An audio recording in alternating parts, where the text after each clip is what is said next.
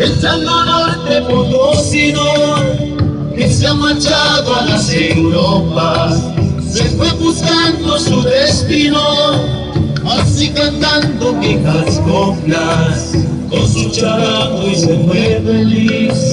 sentado en un transatlántico, atrás dejó lo altiplánico, cuando por fin llegó hasta París.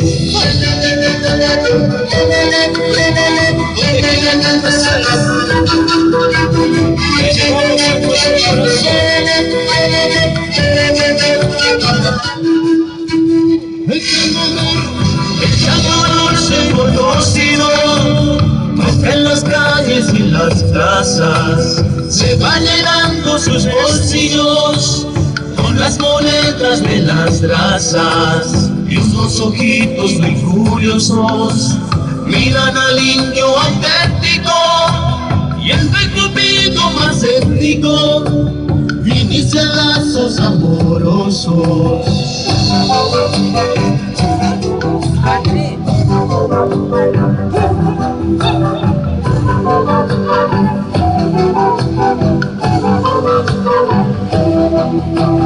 El tango norte potosino, un cuento dense con sombrero, al que la gente de andar fino le cuesta ser hombre sincero, le hace a la gringa dos hijitos, uno gringo y otro típico, pero el enredo lingüístico causa problemas folclóricos.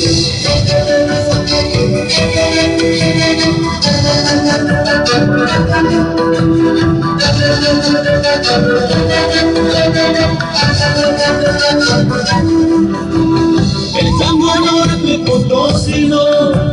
después de amar de maravilla, ve que se rompe su destino, porque se la canta niña, quiere olvidarse de sus males, entrándole a lo etílico, cayendo en lo narcótico, con sus variaciones sexuales.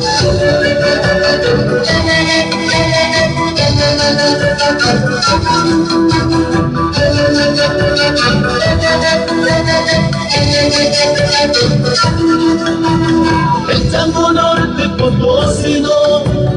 anoche ha dormido en el metro, mira más claro su camino, buscando con él su reencuentro, sabe que ha sido muy infeliz, al ser honesto y romántico, toca tu charango mítico, para el último vivo en París.